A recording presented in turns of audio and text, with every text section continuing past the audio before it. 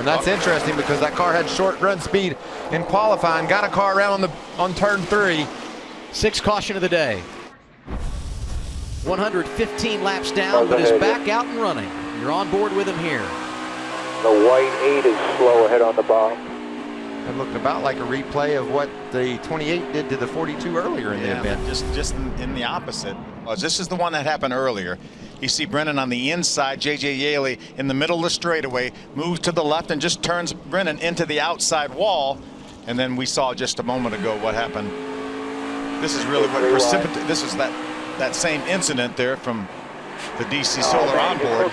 And then we felt, I mean, that looked uncalled for to us. We didn't see anything prior to that. Now, in Yeley's defense, they're going to bring Brendan Poole to the garage area, to the pit road at least, for a penalty, maybe to the garage area. But Phil, in Yeley's defense, well, there's no defending that. Yeah, we know exactly what that was, payback for what happened earlier. Brendan Poole in the garage, obviously contact a couple times with you in the 28. What happened from your perspective?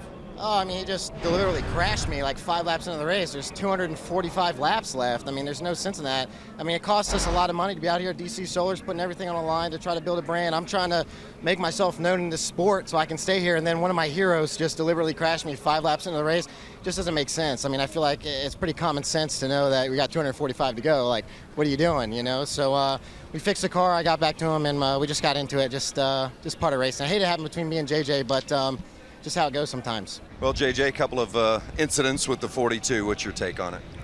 You know, it was just a retaliation. You know, running around there about lap 15, and I got loose off of 2 and tried to tuck back in behind him and a couple other cars and just barely clipped him. And, you know, it spun him in the wall. Obviously, it was unintentional. I mean, there wasn't even hardly any damage to my left front or his right rear.